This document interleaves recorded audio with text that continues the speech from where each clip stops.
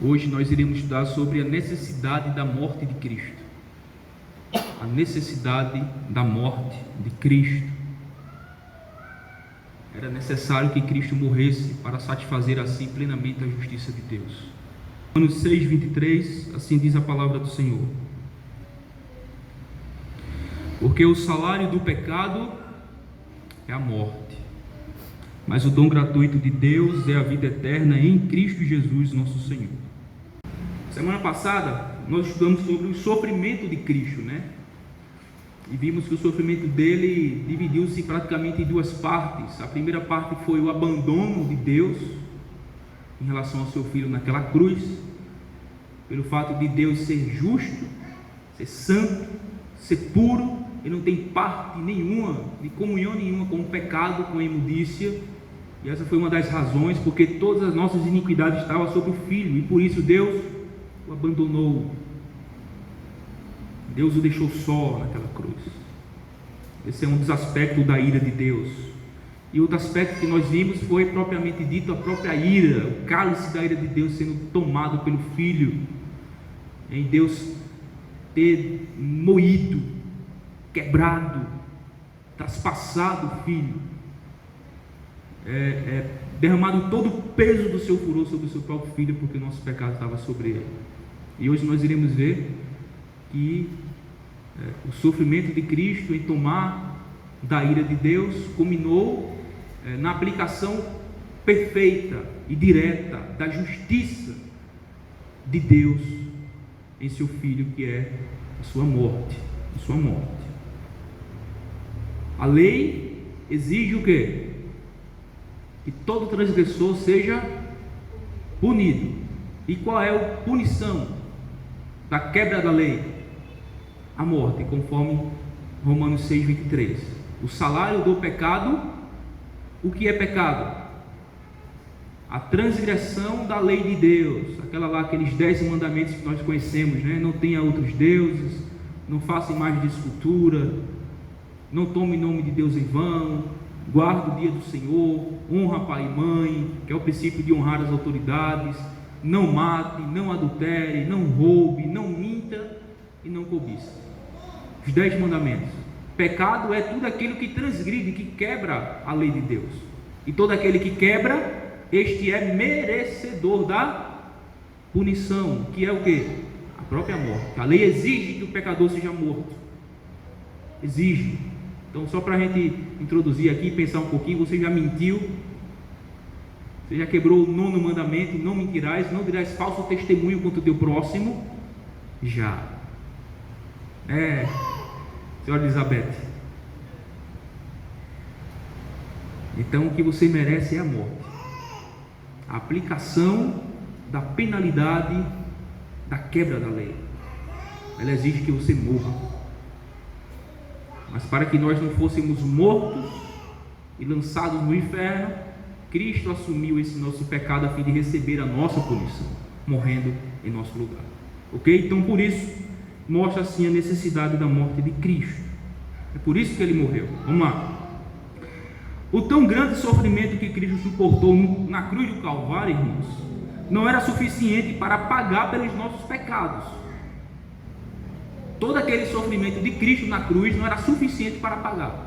Se ele apenas sofre tudo aquilo e não morresse, a justiça de Deus não era satisfeita.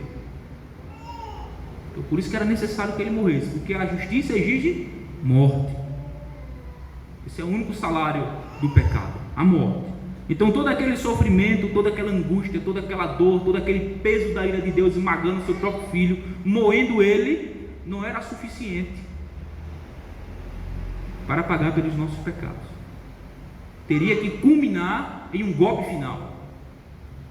Qual é esse golpe final? A espada da lei traspassando o coração de Cristo, matando ele. O salário do pecado é a morte, portanto, também era necessário que Cristo morresse. E aqui o primeiro ponto eu quero falar um pouco sobre a nossa sujeição à morte. Vamos ver um pouco onde o pecado, onde a morte entrou, né? O que é que causa essas coisas mais. Irmãos, desde a primeira menção nas Escrituras, A morte é tratada como o resultado do juízo de Deus contra o pecado do homem. A morte é simplesmente isso, o resultado do juízo de Deus, é a aplicação do juízo de Deus contra o pecado do homem. A primeira menção da morte está em Gênesis 2,17. Mas da árvore do conhecimento do bem e do mal não comerás, porque no dia em que dela comeres, certamente morrerás. É a primeira vez que a Escritura menciona a morte, e já menciona ela como sendo a consequência de uma desobediência e a aplicação de um juízo de Deus contra a transgressão da sua lei. Cada velório, vocês sabem o que é um velório, sabe?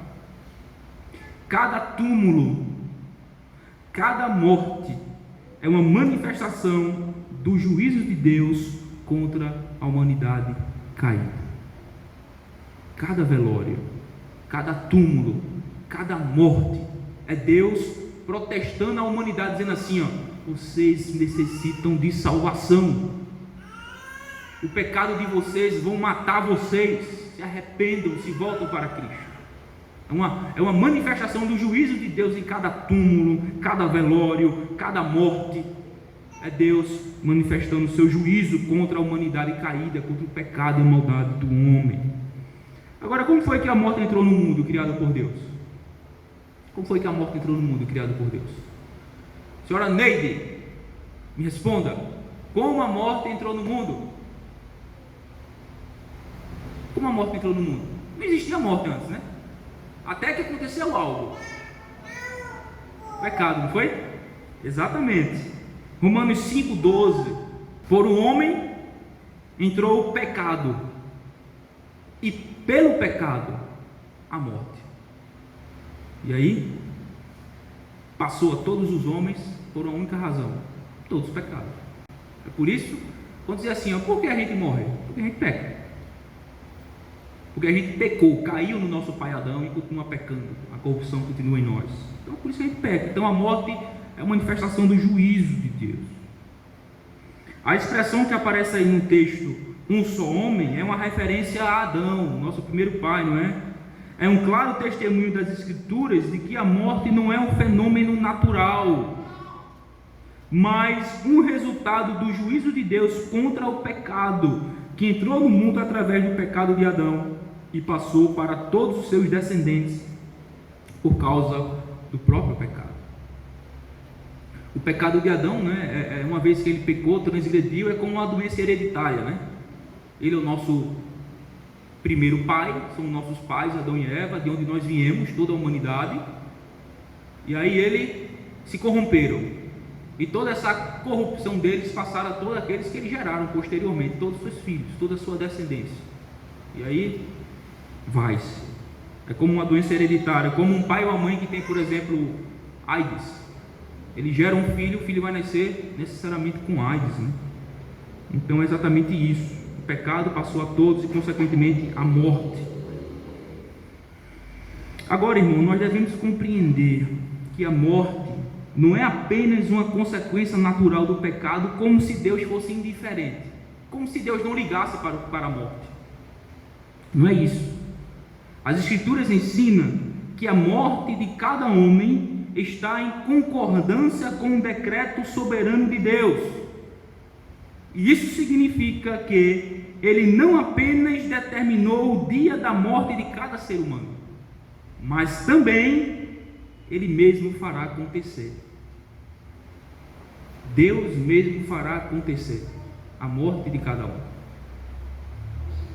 Ele não apenas determinou o dia, como também Ele, pela sua providência, fará com que isso ocorra na vida de cada um. Vamos ver? Deuteronômio 32, versículo 39. Eu mato, e não há ninguém que escape da minha mão. Não há ninguém que possa livrar alguém da minha mão. Deus, quando chega o dia que Ele determinou, Ele, pela sua providência, Ele cumpre o seu decreto e a sua vontade soberana. 1 Samuel 2,6 diz assim: o Senhor é o que tira a vida e a dá, faz descer a sepultura e faz subir. O Senhor, Ele tira a vida e também daquele que concede a vida. Se ele concede a vida, é direito dele tirá-la de quem ele quer, no momento que ele quer, da forma que ele quiser. E o texto que para mim fica mais claro ainda, que é Jó 14:5, diz assim: visto que os seus dias estão contados, Jó falando a respeito do homem, visto que os seus dias estão contados, contigo, com Deus, está o número dos seus meses, o número dos seus meses. Tu ao homem puseste limites, além dos quais não passará. Deus determinou os meses, os dias, estabeleceu limites na vida de cada um, além dos quais não passará. Jó dizendo aqui em 14:5. Então veja que Deus não é indiferente para com a morte. Ao contrário, Ele está agindo e operando ativamente nela. E sua determinação do dia de cada um e a efetuação, a execução dessa determinância por parte de Deus, do momento e do dia em que cada um irá prová-la. O irmão Sandro está dizendo aqui, para quem não escutou, que tem gente que acredita que a pessoa antecipa a morte. Morreu num dia que não era para ter morrido, né? Vamos dizer assim. Mas na verdade, segundo a soberania de Deus sobre todas as coisas, o domínio, o controle, o poder dele, a sua determinação, o seu decreto, a sua vontade soberana, não existe isso. O que existe é que os dias dos meses que Deus estabeleceu para aquela pessoa se cumpriu. Chegou o momento. Deus, em sua providência, em sua soberania, em seu poder, por razões que somente Ele sabe, né, executou a sua vontade. Acabou-se. Sabe por que uma criança desse tamanho morre? Outros chega a 100 anos, como o avô de Dani, está quase com 100, 97. Então veja, isso é segundo a soberania de Deus, porque a vida é de Deus, é um dom de Deus, Deus quem dá e Deus quem tira. Então, isso não faz com que a gente negligencie a nossa responsabilidade de cuidado da nossa saúde, de tomar cuidado, de prestar atenção, de fazer de tudo quanto para vivermos uma qualidade de vida boa, né? Mas ainda assim isso não é suficiente para acrescentar ou diminuir um dia da nossa existência aqui na terra. Como Jesus vai dizer lá em Mateus, não tem ninguém que possa acrescentar um côvado da sua estatura. Ele está dizendo, não há ninguém que pode acrescentar um dia à sua vida, porque todas as coisas estão debaixo da vontade e do poder de Deus. Como diz um velho ditado, né, popular, ninguém é peru para morrer em véspera. É só o peru de Natal que morre na véspera, mas a gente não, a gente morre exatamente no dia que Deus determinou, ok? Então Deus ele não está indiferente, irmãos, para a morte. Olha, um sermão que eu preguei aqui um dia passado, eu lembro que eu dei um dado a respeito da morte, não foi? Que existe cerca de 151 mil pessoas morrem por dia em todo o mundo. 151 mil pessoas morrem a cada 24 horas em todo o mundo. Por que não nós? Não estamos incluídos nesses 151 mil. A vontade de Deus, né?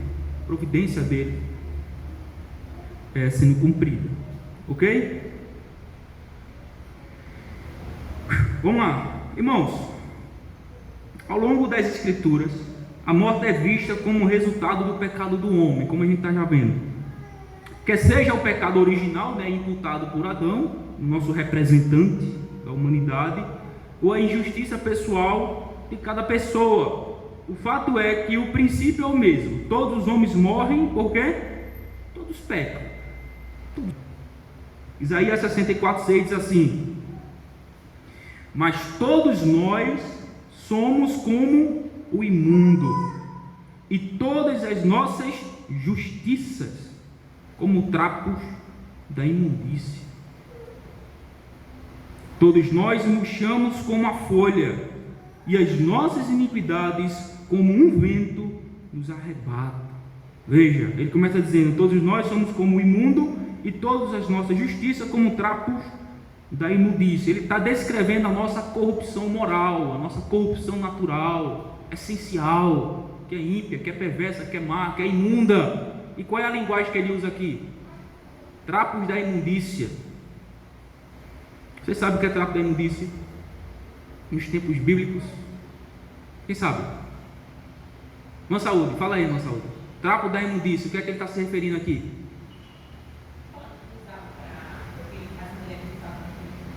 Pois é. Trapo da imundícia, irmão, nos tempos bíblicos, se referia basicamente a duas coisas. Uma é essa e tem uma outra coisa também. A primeira é que toda mulher mensalmente tem o seu período, não é isso? O período menstrual. Hoje tem toda uma questão higiênica, né? Tem lá um absorventezinho organizado, tá? Fica lá tudo organizado. Naquele tempo não. Naquele tempo não tinha essa questão. Então o que aquela mulher fazia para estancar ou para segurar o seu fluxo? Colocava pano. E esse pano, nesse período dela, enchia-se de sangue. E depois de um tempo, aquilo ali só sabe como fica, né? Então o profeta está dizendo que a nossa justiça, todos nós somos como os imundos, né? E todas as nossas justiças como sendo aquele pano imundo da mulher, que a mulher usava. Se refere à nossa corrupção, a nossa corrupção moral, a nossa imundícia. E uma outra coisa aqui que tem, provavelmente também está em mente do profeta, como trapo de imundícia, era um pano que era colocado sobre um leproso. Os leprosos, praticamente era ferida aberta por todo o corpo, né? Ele fedia vivo, era como se fosse um morto-vivo. Se ele viesse ali a 100 metros de distância, se o vento desse, traria o mau cheiro daquele homem, praticamente fedendo vivo, de feridas abertas com sangue, com pus espalhado em todo o corpo. E aí ele cobria com um pano, e poucas horas depois aquele pano como é que estava? Cheio daquela secreção, e ele precisava tirar aquele pano novamente. Então esse pano cheio de secreção, com pus, com sangue misturado de um leproso, também se refere a um trapo de imundo, trapo da imundícia. Então o profeta está dizendo que a nossa justiça é assim. Serve para quê diante de Deus? Só para nos condenar. Serve para justificar-nos, para nos salvar. Todas as nossas justiças, somos como imundos, toda a nossa justiça como um trapo da imundícia, fala exatamente da nossa corrupção moral. Agora veja aonde essa corrupção moral, o pecado nos leva. Todos nós murchamos como a folha. O que é que ele está falando aí? A declinação da nossa vida. Eu estava falando outro dia com o Carlinho, e eu gosto de ilustrar o que é a vida com a carga de um celular. Quando a gente bota ele na tomada, quando ele chega em 100%, a gente tira, né? Quando ele tira da tomada, ele vai fazendo o quê? A carga vai diminuindo até chegar a zero, ele morre. Essa é a vida do homem. É o que ele está dizendo aqui. Todos nós murchamos como a folha. O declínio da nossa vida. A gente nasce e começa já a morrer. A gente nasce para ir de encontro à morte. Veja que coisa. Então é como um celular que está 100%, né, nascendo, tirando da tomada, ele agora começa a declinar até zerar a sua carga.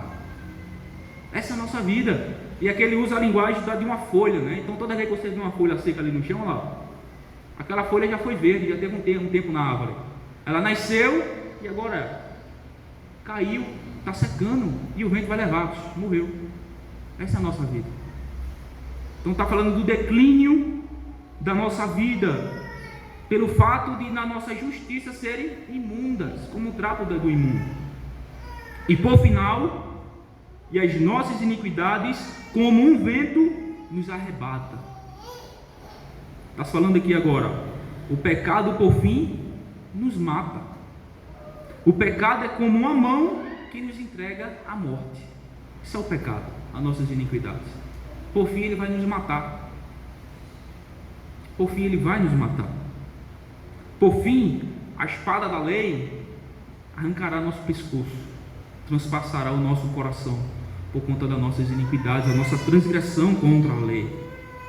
Então, as nossas iniquidades, os nossos pecados, como um vento, nos arrebata, nos leva, ou seja, a gente morre por conta disso. Ok, irmãos, vimos aqui um pouco a respeito da nossa sujeição à morte. A razão, a causa, o motivo, como se dá, o porquê se dá. Pecamos.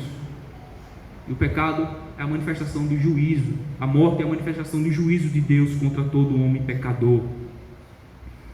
E nós nascemos exatamente para morrer. Ok? Então vamos agora falar propriamente dito agora da necessidade da morte de Cristo.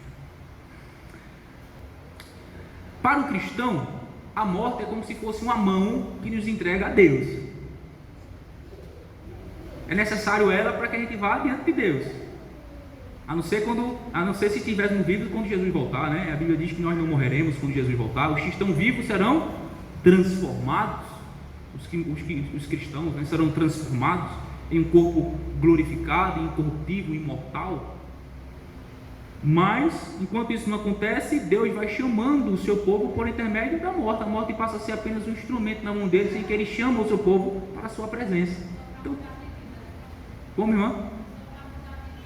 Só para mudar do...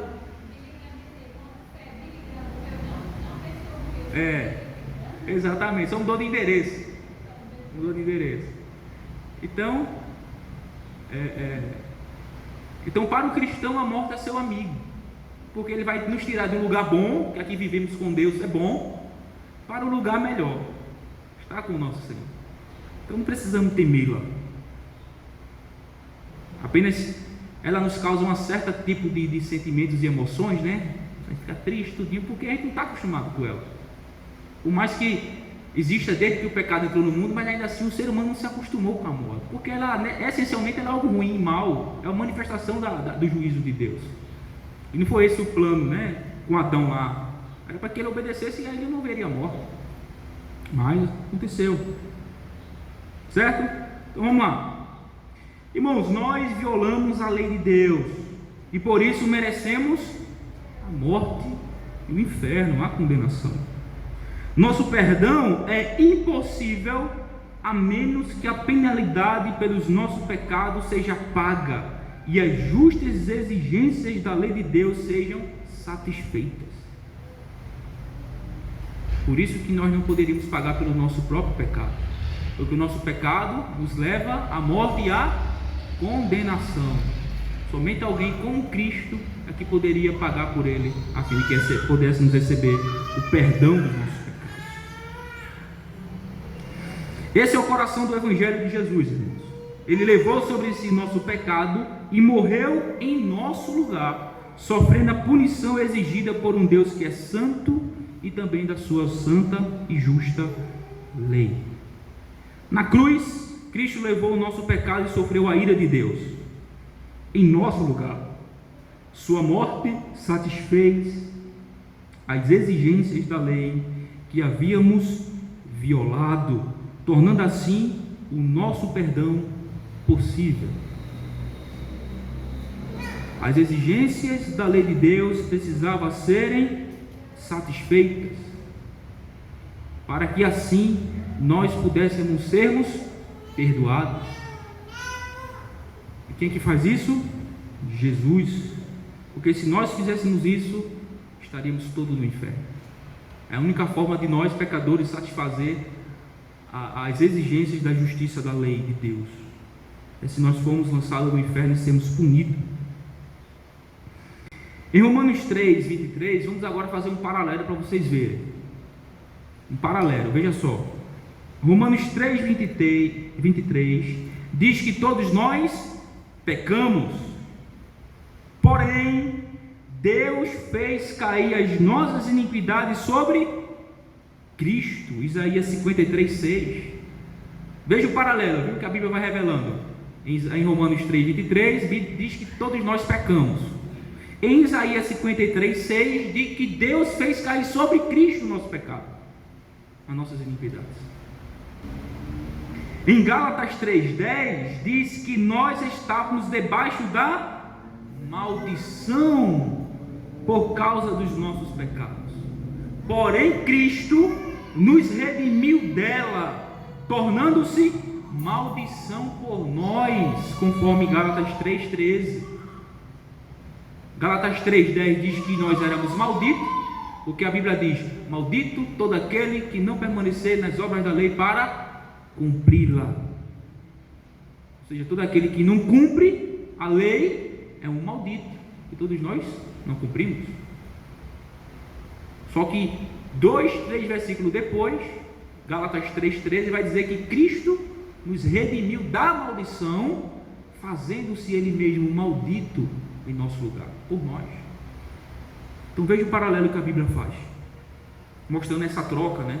E assim vai sendo evidenciado a necessidade de Cristo ter morrido por nós, o fato de Cristo ter morrido. Em Isaías 59, versículo 2, diz que nossos pecados fazem separação entre Deus e nós.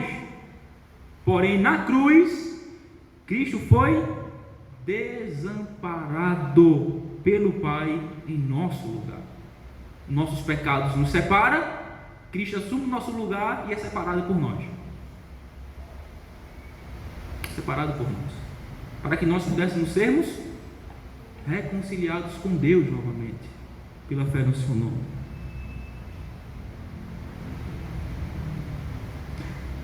Nós merecemos o castigo e a ira de um Deus santo, porém na cruz, quem é que foi?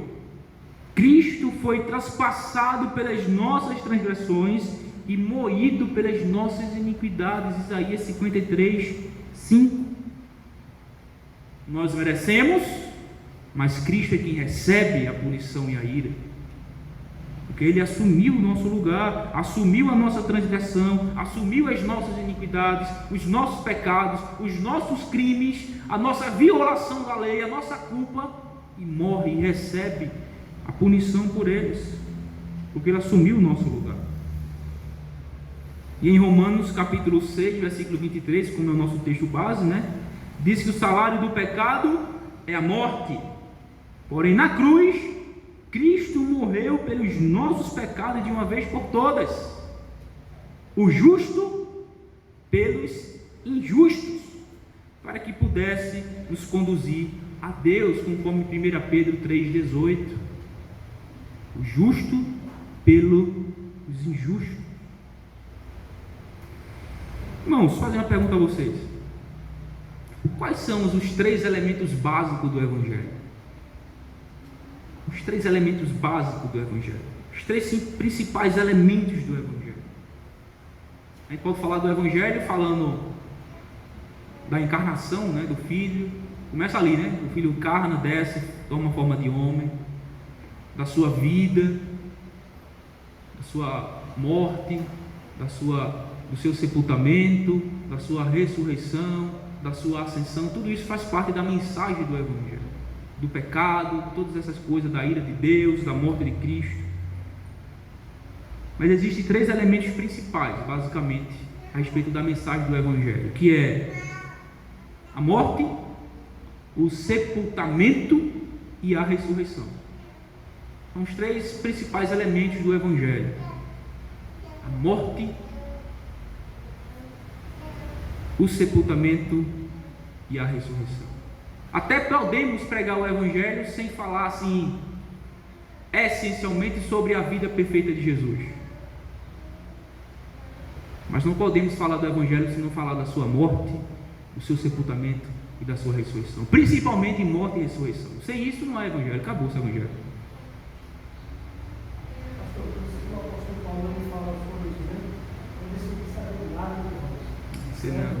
Cristo e esse crucificado. 1 Coríntios 15, versículo do 1 ao 4, vai mostrar exatamente esses 3 elementos principais do Evangelho. 1 Coríntios 15, do 1 ao 4, diz assim: irmãos, venham lembrar-vos o Evangelho que vos anunciei, o qual recebeste, no qual ainda perseverais. Por ele também sois salvos. Pelo quê? Pelo Evangelho. Sois salvos. Se retiverdes a palavra tal como vou-la preguei, a menos que tenha crido em vão. Aí ele vai dizer agora os elementos principais, versículo 3 e 4. Antes de tudo, vos entreguei o que também recebi, que Cristo morreu pelos nossos pecados, segundo as Escrituras. Veja os elementos que Paulo vai citar aqui como sendo o Evangelho que ele pregou aos Coríntios. Primeiro, eu recebi de Cristo aquilo que eu entreguei a vocês: Cristo morreu pelos nossos pecados, segundo as Escrituras. 4, e que foi sepultado e ressuscitou ao terceiro dia, segundo as Escrituras. os 3 elementos principais do Evangelho. Cristo morreu pelos nossos pecados segundo as Escrituras. Aqui podemos ver, irmão, claramente que era necessário não apenas que Cristo sofresse a ira de Deus no Calvário, mas que Ele também realmente morresse pelos nossos pecados.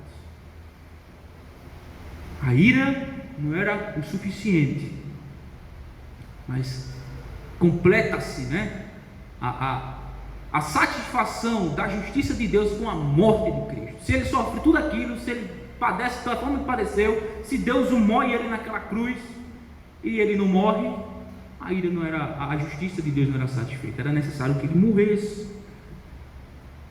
Segundo, Cristo foi sepultado. Por que Paulo menciona o sepultamento de Cristo?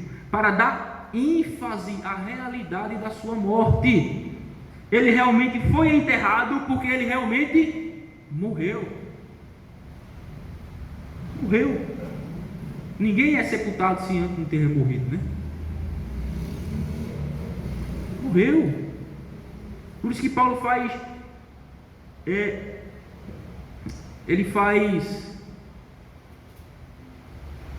necessário Paulo falar isso. Ele faz, rapaz, a palavra fugiu. Esqueci, deixa eu falar. Por isso que ele se importa em falar do sepultamento de Cristo, né? É importante falar disso. Por quê? Porque o sepultamento dele vai dar ênfase à realidade da sua morte, mostrar isso, que ele realmente foi enterrado porque ele morreu de fato. Há uma teoria, a teoria do desmaio, né? Onde muitos críticos aí do Evangelho vai se apoiar, só que não tem fundamento nenhum. Ninguém ressuscita se não estiver realmente morto. Ninguém ressuscita se não estiver realmente morto. Esse capítulo 15 de 1 Coríntios, Paulo vai tratar exatamente da ressurreição de Cristo. Todo o capítulo 15. Por quê? Esse fato estava sendo contestado, estava se colocando dúvida, e estava minando a fé de alguns irmãos do Coríntio. Essa falsa doutrina de que Cristo não tinha morrido, que Cristo não tinha ressuscitado. Então Paulo vai escrever esse capítulo 15 exatamente para dizer: não, se Cristo não ressuscitou, então é vã a nossa fé. Comamos e bebamos, porque amanhã morreremos e está tudo certo, vamos curtir a vida. Vamos curtir a vida, vamos fazer todos os desejos da carne. Se Cristo não ressuscitou, então é vã a nossa fé, rapaz. Mas não, logo em seguida aqui do versículo 5 diante, ele vai dizer: olha, ele apareceu a 500, ele apareceu aos apóstolos dele, os discípulos, depois apareceu por mais 500 pessoas, e por fim apareceu a mim. Como é que ele não ressuscitou? Ressuscitou. E as pessoas morreram por isso. Os apóstolos morreram por essa verdade. Ninguém morreria por uma mentira, né?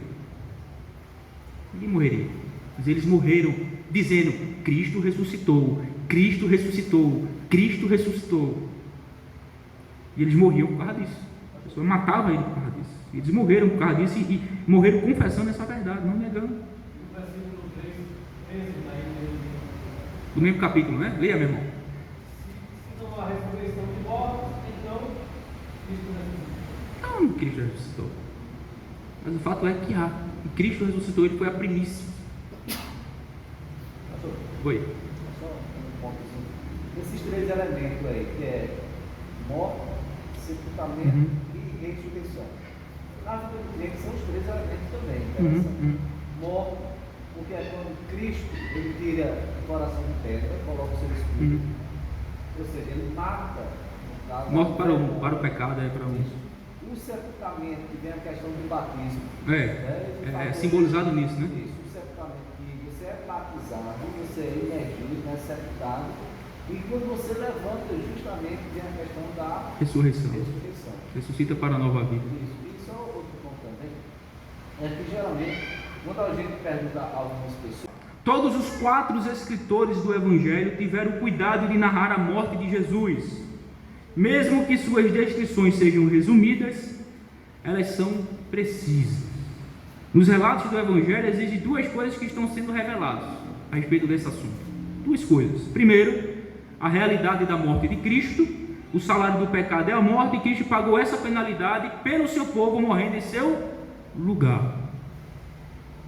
morreu pelo pecado do seu povo, assumindo, pagando pela penalidade do seu povo, morrendo em seu lugar. E segundo, a soberania de Cristo sobre a sua morte.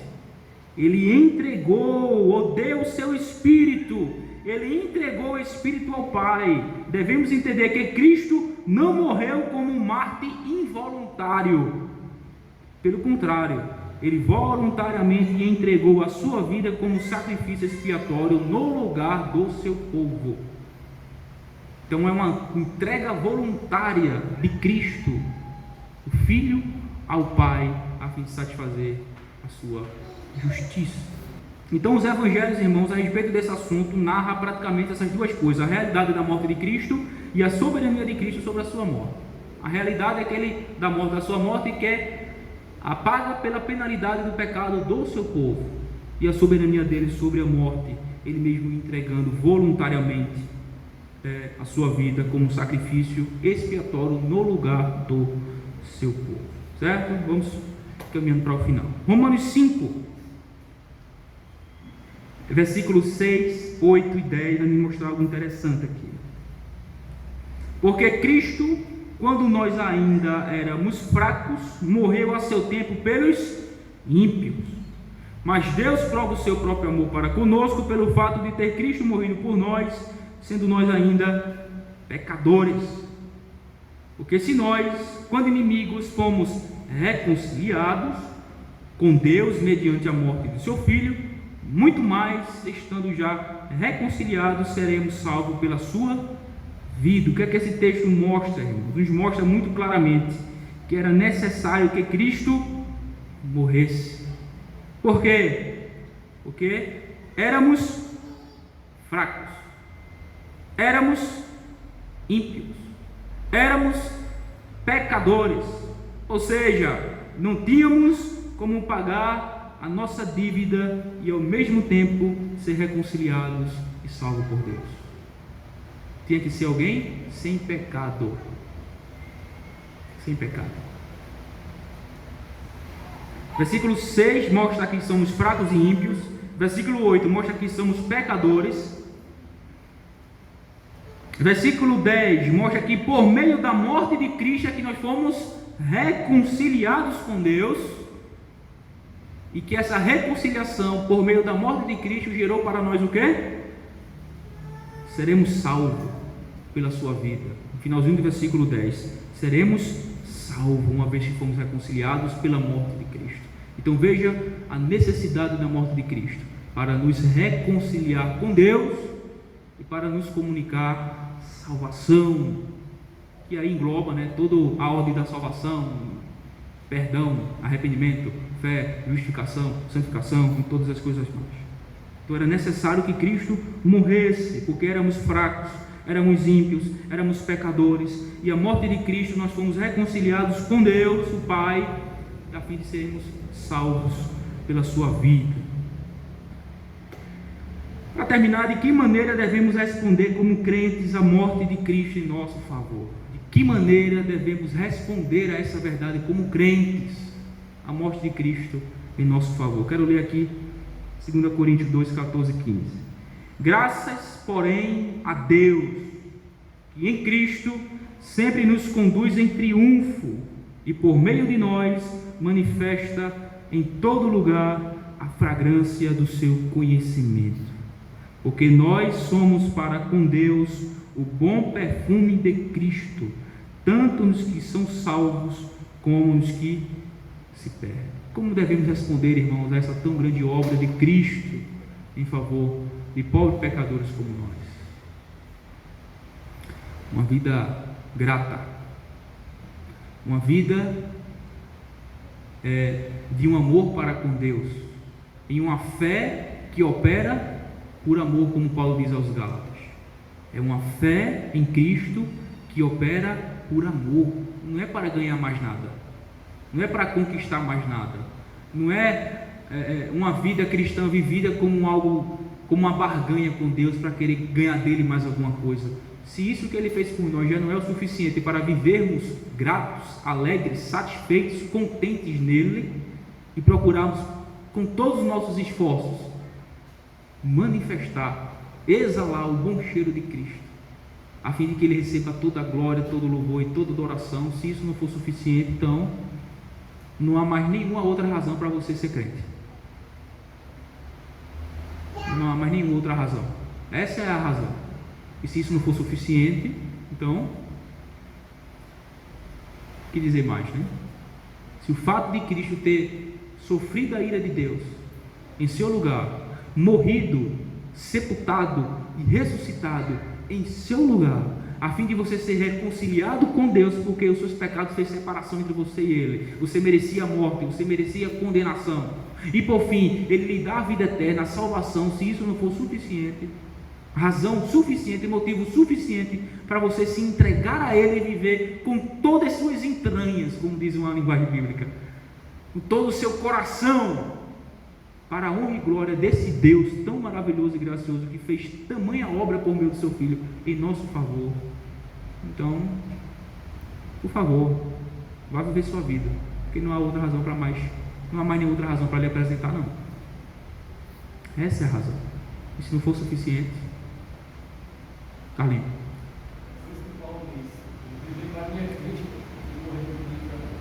Viver é Cristo, morrer é lucro. Porque não vivo mais eu, mas Cristo vive em mim. E a vida que agora vivo na carne, ou seja, vivo aqui, né? Vivo pela fé no Filho de Deus, que me amou e a si mesmo se entregou por mim. A razão da vida de Paulo. Mas eu vivo para quem mais? Tem que viver para esse homem que fez isso por mim. Deixa eu colocar em termos práticos. Imagina você sendo condenado à morte. Tem alguns países que tem, né? Morte. Condenado à forca. E quando você está sentado naquela cadeira para ser morto, eletrocutado, ou está num paredão para ser executado, aparece alguém dizendo assim: não, seu juiz, para aí por gentileza. O que é que foi que houve? Eu quero assumir o lugar dele. Mas você sabe que você vai receber a punição dele, que é a morte. Eu faço isso. Por quê? Eu amo. Eu vou assumir o crime dele, eu vou assumir o pecado dele, eu vou assumir a transgressão dele, a culpa dele, e eu assumo agora. Por gentileza, tire ele. Eu assumo o lugar dele. E Cristo faz isso. Ele morre no nosso lugar. Ele vai para o paredão para receber a nossa punição. Ele vai para uma cadeira elétrica para ser eletrocutado e morto em nosso lugar. Ele vai para a maca para receber uma injeção letal na veia e assim morrer no nosso lugar. Se isso não é suficiente, não apenas morrer no nosso lugar, né, mas para ressuscitar para a nossa justificação, para a nossa salvação, para reconciliar a gente com Deus. Se não é suficiente para a gente viver para este homem, para a glória dele, para o louvor dele, então, infelizmente não tem mais nada que lhe convencer. Amém? Os irmãos querem falar alguma coisa? Alguém quer falar alguma coisa?